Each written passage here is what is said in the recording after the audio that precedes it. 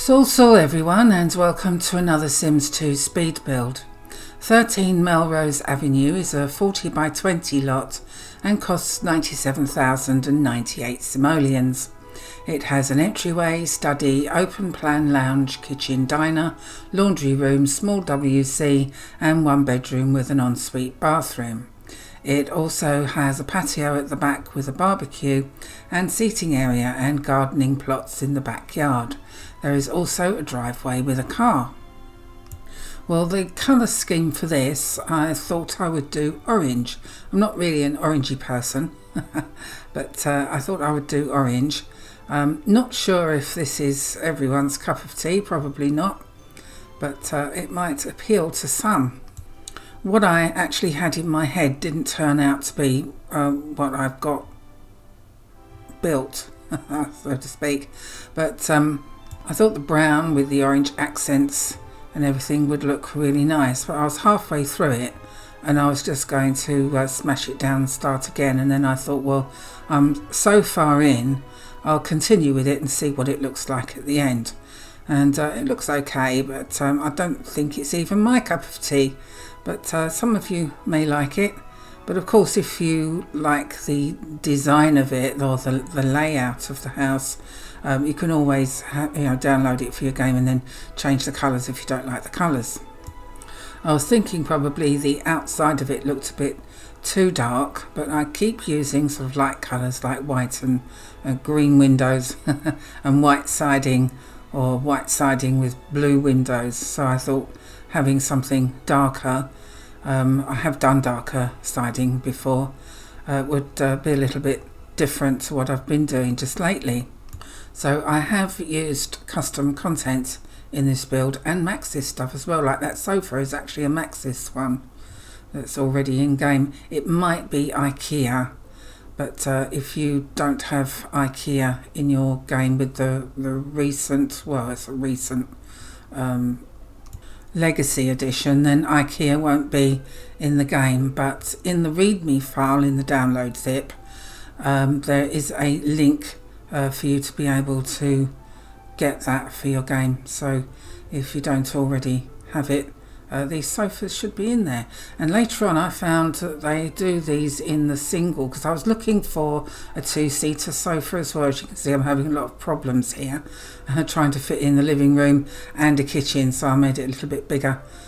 But I was looking for a two-seater sofa to go on the side there, and ended up finding that they didn't do a two-seater sofa, but they do single seats. So I was able to use those. I also used different rugs this time. I did use some of the same rugs as I usually do, but I used different ones in the living room here and the kitchen, as you'll see. I've used this particular one before, but in a different colour, and I think I based the build on the colour of the rug. But this is, as I say, the same design, but different colours. It's got orange in it. I'm not sure if I have used that one before. I probably have, but I just wanted to do a few things a little bit different because I seem to be using the same stuff all the time. I also used the Torox windows and doors, which again, links to those are in the README file in the download zip. So I actually kept this under 100,000 simoleons this time, which is quite a feat really for me. Things are quite expensive, or my builds are quite expensive, but this build is suitable for either a single sim or a couple, because there's only one bedroom. Unfortunately, I'm going to have to do larger houses, I think. I do smaller places, smaller houses, so that I can get one up every week onto YouTube.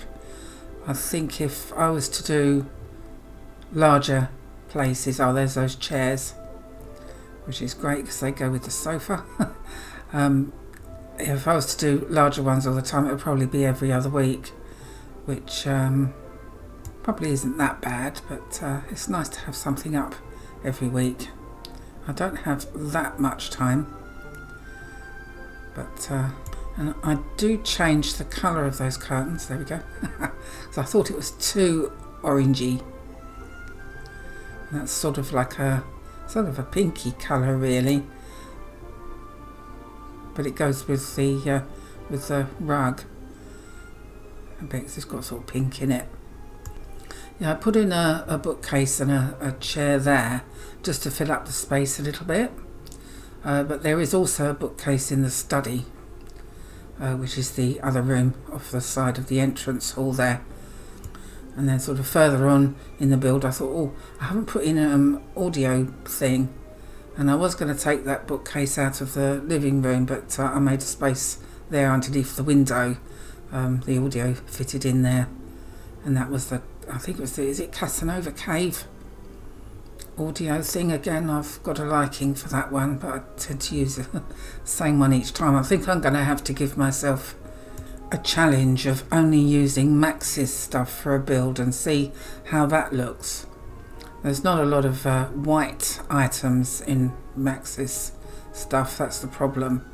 They're usually sort of, I think there are some white windows and white doors, but they're mostly sort of wood, like light wood and dark wood and sort of reddish woods, so it wouldn't look sort of more of a modern home as they are today, with sort of greys and creams and things. So that would be a big challenge for me, I think, putting dark woods in. That sort of thing's okay for sort of haunted houses and mansions, vampire mansions, but yeah, I think I might do that next time.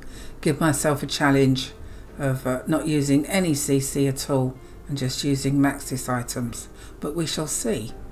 So again, I used that cabinet from the Grange mudroom kit, although that's the only thing I used from it this time. I do tend to use that quite a lot since it was converted from the Sims 4, but only use that cabinet this time just to be a little bit different maybe. Yes, going back to the Torox items, which are the doors and windows, and I used a column as well. You will need to download that from Mod The Sims. There is a link to that in the README file, because some of it's slaved to something. I can't remember what it is now, but it's slaved to something, so it won't show up in your game. So you'll need to download and install that first if you want this lot for your game, if you haven't already got it. One other thing I've been thinking of making is a restaurant, because I found on Mod The Sims it's a sort of like a plaque thing. I've downloaded it but I haven't installed it yet, and you put it outside the restaurant, and when your Sims get there you click on it to enable it, and all your Sims change into their formal outfits. So it's basically like a 5-star restaurant it turns into, but you have to do that every time your Sims turn up on the lot. You have to click on this thing so that they all, I don't think they do a twirl, they just automatically change into their formal outfits. So you have to make sure no one's got a wedding dress as a formal outfit, otherwise it'll probably look a bit daft, like I did with my Pleasant View game. I had a wedding and a couple of the ladies turned up in their wedding dresses because I forgot to change them, but never mind. So yes, I was thinking of doing a restaurant which would be sort of like a 5-star restaurant where everybody changes into their formal outfits. The mod's probably been out for ages, but I've only just found it, so it's all new to me. So there's a couple of ideas for future builds, and hopefully I'll get around to doing those. So as you can see, there's sort of like 1.5 bathrooms here. There's the ensuite there for the bedroom, and then there's a separate loo there just off the kitchen. The idea was that if you have guests, they don't have to walk through your bedroom to get to the loo, because there's a separate one there, but of course they probably will. As you can see, there wasn't much of a backyard left, especially after I extended that porch there, as we call it, porch decking. And so I did put in some gardening plots there.